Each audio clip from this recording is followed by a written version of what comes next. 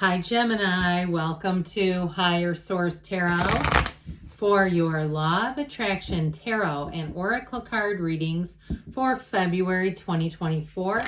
These readings are for all Gemini, Sun, Moon, Rising, and Venus. You will get both a money and a love reading today. I have linked a Law of Attraction message in the description box if you're interested in that one. We're going to begin here with a money reading.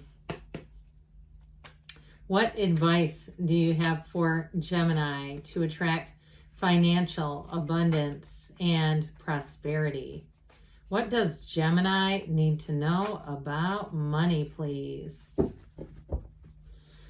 We will lay out the cards here, and then I'm going to pull a Fortune Oracle. These have already been shuffled for the sake of time. All right, you have transformation here.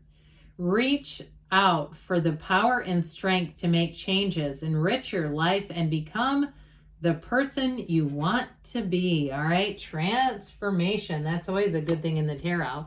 You have the Eight of Wands here, the Devil, and the Magician. I like that. The Magician and the outcome. Got the Seven of Cups in your advice. I feel like they're saying, because that Seven of Cups can be the Daydreamer's Torment card, not getting stuck up in the devil energy, too much analysis paralysis.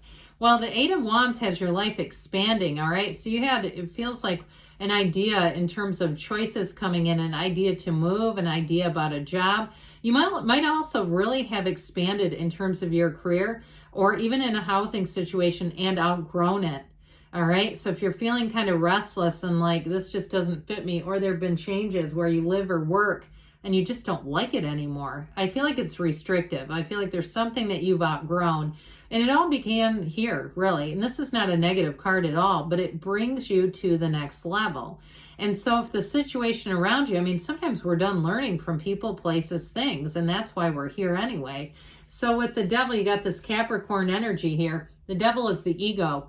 Now, if you've had a workplace change and you've got an ego-tripping maniac as a boss or a coworker, even if it's somebody lazy, but it seems like if you're a high-achieving employee and they try to bring you down, they try to target you in some way, or it just doesn't feel very comfortable, I feel like you're going to move on from this.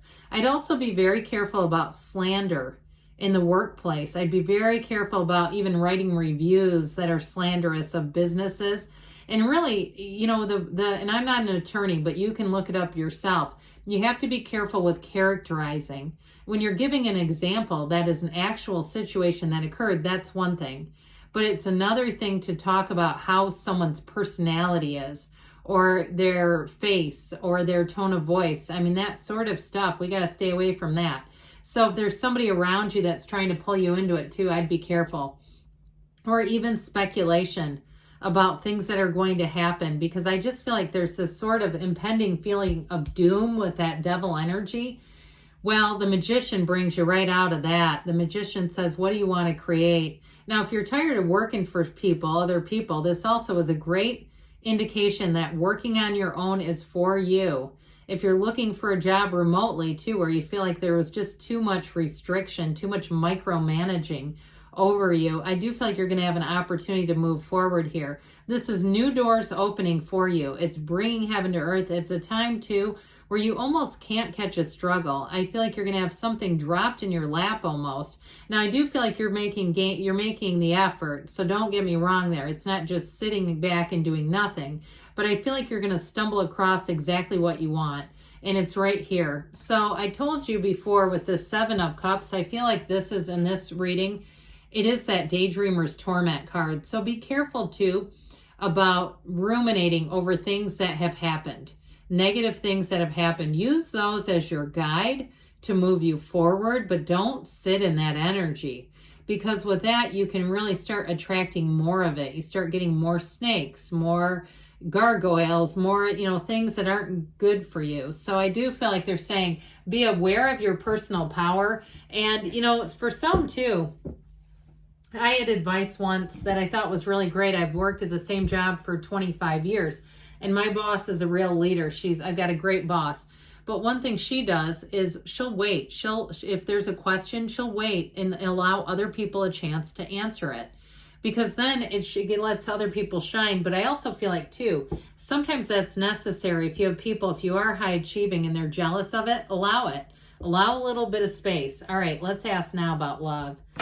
What does Gemini need to know? Sun, moon, rising, and Venus to attract the love of their lives into their lives, please. What guidance do you have for Gemini about love? All right, same situation, 4-card reading with a Louise Hay, Life Loves Me. You got the actual Life Loves Me card. It's from that deck. And it all is drawn from a book called You Can Change Your Life, a very powerful book. Life loves us all. Look in at yourself in the mirror, breathe in and say, life loves me. As you breathe out, smile. Repeat 10 times.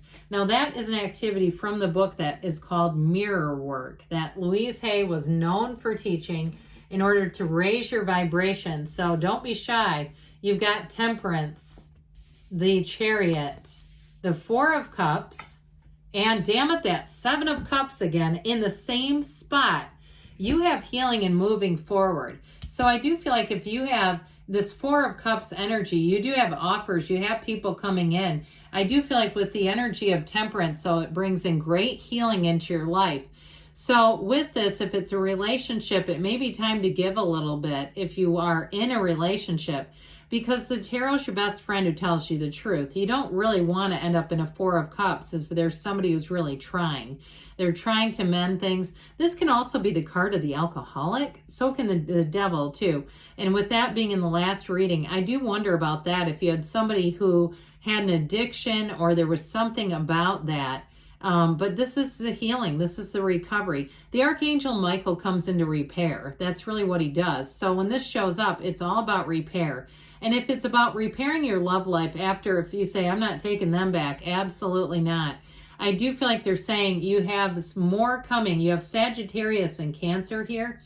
The energy of the Chariot is very protective energy. So if you are hesitant at all in accepting the cup from somebody new, if you feel like it's not the right one for you, I do feel like the Chariot is telling you to follow your instincts because of the field of protection. You have a great field of influence around you though. So if you are getting offers and they're not quite leveled up, they're not quite who you're looking for. Remember that U2 song, I still haven't found what I'm looking for? That could be your theme song, but I do feel like it's changing, all right? So with this energy, this strong field of influence, people around you are going to be noticing. And just tell the universe, I see you changing my energy. I see you trying to bring someone in here. 4s are about stability and order. So ultimately what this will do for you is bring just that into your love life. If you've had relationships or if you're in one that's a bit out of balance, it's time to reconnect. It's time to get down to the healing energy. And if it is about an ex, if you still are kind of pining away and hoping that they'll return, I do have a little bit of concern about that with the 7 of Cups. Or you're saying, no, it's that they keep returning. I'm trying to get them out of here. The 7 of Cups can also be about, and it is about manifesting, but it also, that daydreamy energy can also be about thinking about people, but not missing what happened as a result of the relationship, not missing the pain of it. So I do feel like they're saying focus on what you want, as we know, not necessarily what's happened. So this is from Abraham Hicks, Asking It Is Given. I must be selfish enough to align with well-being. It is a priority here in this universe. If you are not selfish enough to deliberately align with the energy of your source, you have nothing to give anyway. Some worry that if they take too much of the pie, others will be left with nothing, while in reality, the pie expands in proportion to the vibrational requests of all of you. So there's enough partners for us all. There's enough money for us all.